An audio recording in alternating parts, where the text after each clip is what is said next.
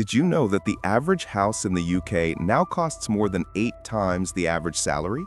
And in some areas, it's even worse. That means for many young people, owning a home is no longer a goal, it's a fantasy. But here's the real shocker. This crisis isn't just the result of bad luck or rising prices. According to top economists, the system is built to fail ordinary people while benefiting a select few.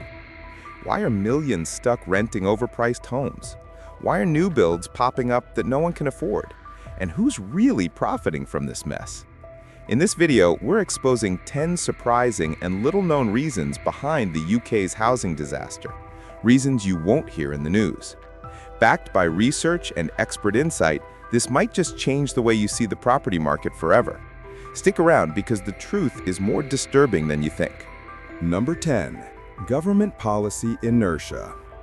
Let's be honest. Housing has become one of the UK's most talked about problems, yet year after year, very little actually changes. That's not by accident.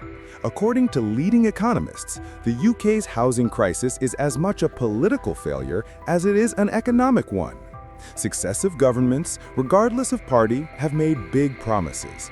Build 300,000 homes a year, fix the broken planning system, make housing more affordable. And yet, many of those promises are quietly shelved, watered down, or never fully funded. Take, for example, the abandoned housing white papers, or the repeated delays in implementing planning reforms. Shelter and IPPR reports have shown that while politicians talk tough, lobbying pressure from developers, weak regulations, and short-term thinking continue to block meaningful progress. Why?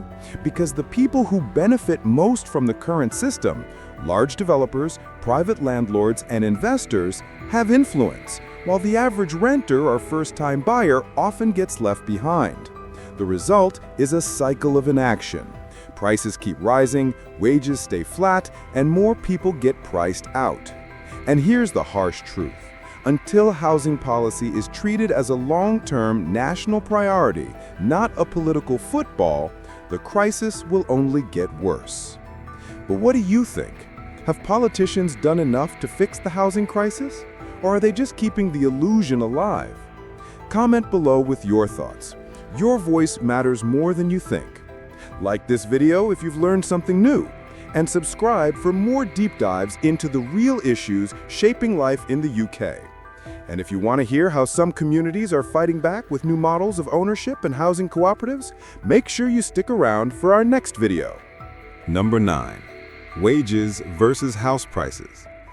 Here's a brutal truth that hits millions of people across the UK every single day. House prices have skyrocketed, but wages have barely moved. In the 1990s, the average home cost around 3 to 4 times the average salary. Today, it's 8 to 10 times, and in cities like London or Oxford, it can climb even higher. This growing gap between what people earn and what homes cost is one of the most devastating and underestimated forces behind the housing crisis. It's not just about inflation or rising demand, it's about a system where property prices are climbing far faster than paychecks can catch up. For many, the idea of saving for a deposit feels almost laughable. Even a modest home can require a deposit of £30,000 or more, an amount that could take years or even decades to save on an average income, especially with rising rents, student loan repayments, and the cost of living crisis eating into people's ability to save anything at all. It's like trying to fill a swimming pool with a teaspoon. You're doing the work, but you're never catching up. This isn't just affecting first-time buyers. The wage-to-house price gap is reshaping society. Young adults staying longer with parents, entire generations being locked out of ownership, and people delaying major life steps like marriage or starting families simply because they can't afford stability. What's worse is that this widening affordability gap is often ignored in mainstream conversations. We talk about building more homes or fixing planning laws, but unless wages rise in line with housing costs or house prices come down in a meaningful way, the crisis will keep deepening, quietly pushing more people into permanent renting with little chance of long-term security. Number 8. Influx of foreign buyers. Another powerful yet rarely discussed force shaping the UK housing crisis is the influx of foreign buyers, particularly in major cities like London, Manchester, and Edinburgh. While foreign investment might sound like a boost to the economy, in the housing market, it often does the opposite, pushing up prices and reducing availability for local buyers. In central London, studies have shown that up to 1 in 10 new-build properties are bought by overseas investors, many of whom never intend to live in them. These homes often sit empty, acting more like safety deposit boxes for global wealth than places for people to live. And it doesn't stop in London. This trend has started to spill into surrounding towns and cities, inflating prices even in areas once considered affordable. According to research from Cambridge University, this global capital flow distorts the market, making property less about shelter and more about investment portfolios. It creates a ripple effect. Developers focus on luxury flats that appeal to foreign investors rather than building affordable housing for the people who actually live and work in the UK. In some new developments, entire blocks are sold overseas before local residents even get a chance. Meanwhile, first-time buyers are left wondering how they're supposed to compete when their opponent isn't another hopeful couple, but an anonymous buyer with cash from abroad looking to park money in bricks and mortar. And let's be clear, this isn't about blaming individuals, but about understanding how unregulated global money can distort local markets. Without strong policies that prioritize homes as places to live, not just assets to own, the housing ladder becomes harder and harder to climb for those who need it most. Number 7. Buy-to-let boom. Over the past 2 decades, the UK has witnessed a massive surge in buy-to-let investing. And while it might seem like a smart financial move for individuals, it's had some deeply damaging consequences for the housing market as a whole. Buy-to-let gained popularity in the early 2000s when tax incentives, easy mortgages, and rising property values made it incredibly attractive to invest in residential property. For landlords, the appeal was clear: buy a house, rent it out, and watch both the income and the property value grow. But for first-time buyers and renters, the picture became much bleaker. With more investors entering the market, competition for available homes increased. In many areas, ordinary buyers found themselves outbid by landlords who could offer more cash up front or buy multiple properties at once. The result?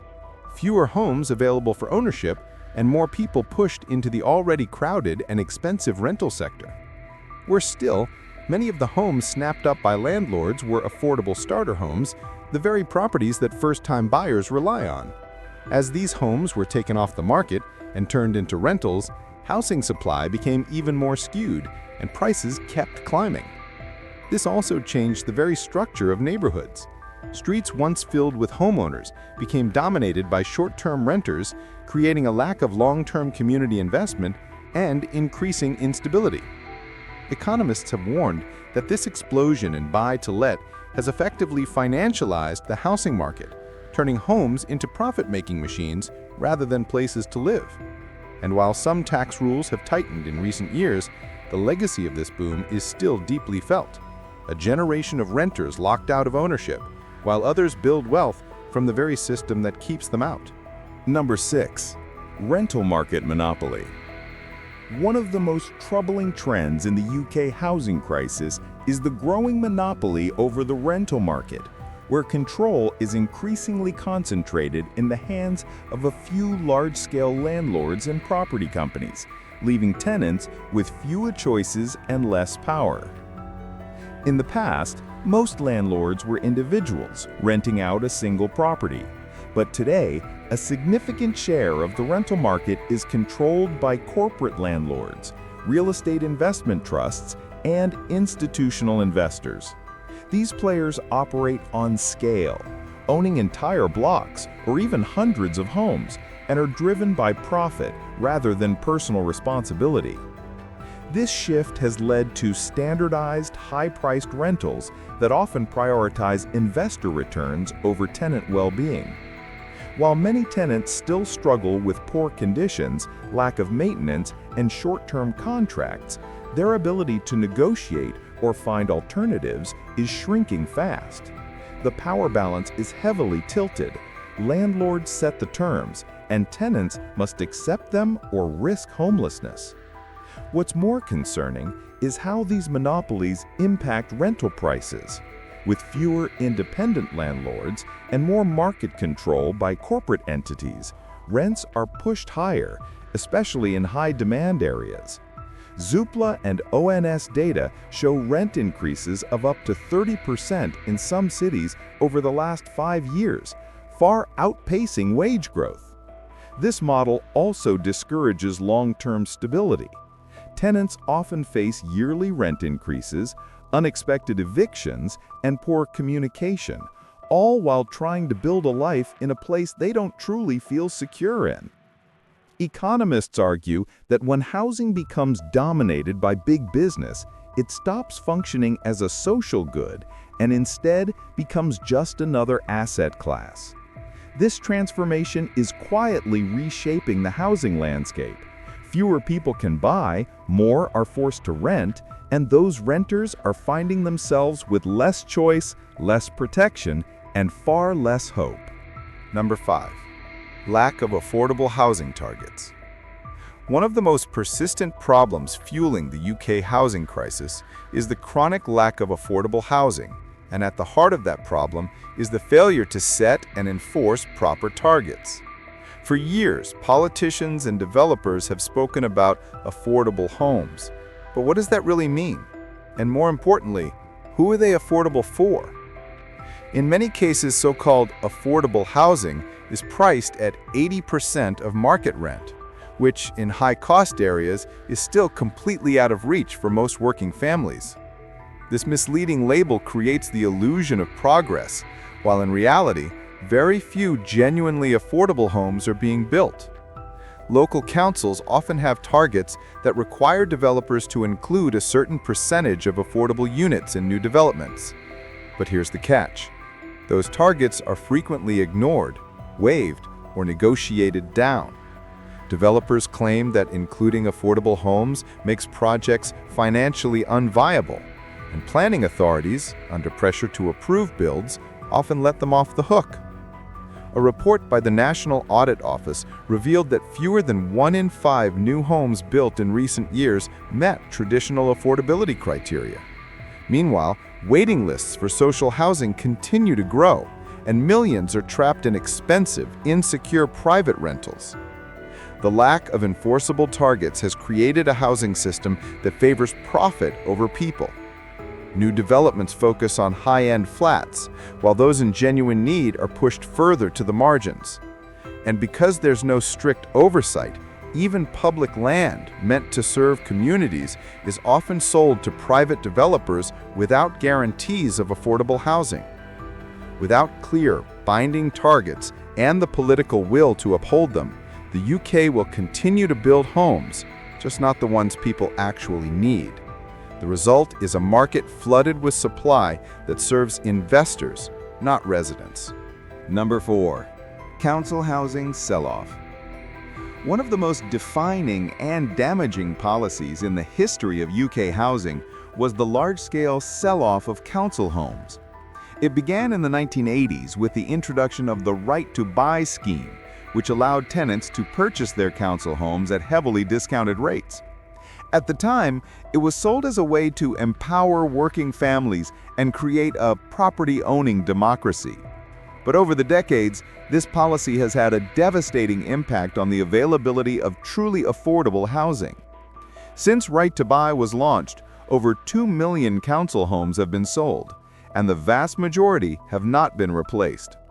This created a massive shortage in the social housing stock, pushing more people into the private rental market, where rents are higher and tenancies are less secure. What's even more troubling is that many of these former council homes are now owned by private landlords and rented out, often back to councils, at significantly higher rates. It's a complete reversal of the original goal. Homes that were meant to provide long-term stability for low-income families have become private assets generating profit. The sell-off also dramatically changed the housing landscape in urban areas. In cities like London, entire council estates were broken up, displacing communities and leading to gentrification. New developments that replaced older estates were often marketed at luxury buyers with only a token number of affordable units, if any at all. Economists and housing experts have long warned that selling public housing without replacing it is like cutting off a lifeline. It doesn't just affect those on the housing waiting list, it pushes up demand across the board, inflates rents, and deepens inequality. The legacy of the council housing sell-off is still felt today, and it remains a major obstacle in the fight for fair and affordable housing. Number 3. Broken planning system. One of the biggest obstacles to solving the UK's housing crisis lies not in bricks or land, but in bureaucracy. The country's planning system is deeply outdated, overly complex, and riddled with delays, making it one of the most frustrating bottlenecks in the entire housing process. At its core, the system is supposed to balance development with the needs of local communities. But in reality, it has become slow, inconsistent, and often heavily influenced by local resistance, especially from well-organized groups known as NIMBYs, short for Not in My Backyard. These groups often oppose new housing developments out of fear they'll change the character of their area, increase traffic, or lower property values. The result? Fewer homes get approved, and when they do, it's often after months, sometimes years of red tape, revisions, and negotiations. According to data from the Center for Cities, some local authorities take over a year just to decide on a single major application, with many developments getting stuck or scrapped altogether. Moreover, the planning system favors larger developers who can afford the legal battles, consultants, and time it takes to push projects through. Smaller builders, who are often more flexible and community-focused, get squeezed out, reducing competition and innovation. In many cases, even when land is available and suitable, restrictive zoning laws, height limits, and convoluted regulations make it nearly impossible to build at the scale that's needed. And when projects finally get approved, they're often skewed toward luxury developments because they're more profitable, leaving the demand for affordable homes unmet yet again. Without comprehensive planning reform, the UK will remain trapped in a cycle where building new homes is harder than it should be. It's not just a housing issue, it's a systems failure that prevents progress and keeps the crisis alive. Number 2. Property as an investment, not a home. At the heart of the UK housing crisis is a quiet but powerful shift in mindset. Homes are no longer just places to live. They've become investment vehicles. Over the last few decades, property ownership has evolved from a personal milestone to a strategic financial move. And while that might benefit investors, it's had serious consequences for those simply trying to find a stable place to live. In many parts of the UK, especially London and the Southeast, homes are bought not by families, but by private investors, companies, and even foreign buyers looking to grow their wealth. Properties are treated like stocks or savings accounts, with the expectation that values will rise over time. This demand drives prices higher, far beyond what average earners can afford. What's even more alarming is that many of these investment properties are left empty or used as short-term rentals like Airbnbs. In central London alone, thousands of homes sit unoccupied, bought purely to hold value rather than to house people. This creates a false sense of scarcity. There are homes, but not enough in circulation for actual residents. Meanwhile, younger generations are caught in the crossfire. They're forced to rent long-term, often spending more than 40% of their income on housing, while watching others accumulate wealth through property ownership. This investment-first mindset has reshaped the way housing is developed, too. New builds are increasingly aimed at high-income buyers or investors, rather than families or first-time buyers. Affordable housing takes a back seat to profit margins, and the dream of home ownership slips further out of reach. When shelter becomes speculation, it's no surprise that the system fails those who need it most. Until housing is treated as a basic human need, rather than just an asset, the crisis will only deepen. Number 1. Decades of underbuilding. One of the most fundamental drivers of the UK housing crisis is also the most straightforward. We simply haven't built enough homes. For decades, the number of new homes constructed each year has fallen far short of what's needed to keep up with population growth, changing family structures, and rising demand. Experts estimate that the UK needs to build at least 300,000 new homes per year to close the housing gap. But in most years since the 1980s, actual delivery has hovered around 150,000 to 200,000. That's millions of homes missing from the market today, and the consequences are everywhere. From sky-high rents to overcrowded homes and waiting lists for social housing stretching into the hundreds of thousands, this shortage has created pressure at every level of the system. Even those earning decent wages find themselves competing for a limited pool of homes, driving up prices and forcing people further away from their jobs, families, and communities. This underbuilding didn't happen by accident. After a post-war boom in council house construction, building rates plummeted from the 1980s onwards, especially after the decline of public sector house building. Private developers driven by profit rather than public need often focus on high-end homes where margins are bigger, leaving the bulk of the population underserved. And it's not just about quantity. The homes that are built are often too small, poorly located, or unaffordable for those who need the most. Meanwhile, planning restrictions, land banking, and local opposition make it even harder to increase supply quickly. The result? A perfect storm of scarcity and speculation, where demand keeps rising, supply lags behind, and prices spiral out of control. Until we address this core imbalance, any other fix will be temporary at best. The UK housing crisis isn't just a headline, it's a daily struggle for millions. From underbuilding and inflated prices to broken policies and market monopolies, the system is failing those who need it most. But understanding these issues is the first step toward change. If this video opened your eyes, give it a like, subscribe for more deep dives into the hidden forces shaping our economy, and share your thoughts in the comments. Which reason hit home for you? And don't miss our next video on how communities are fighting back with bold new housing solutions.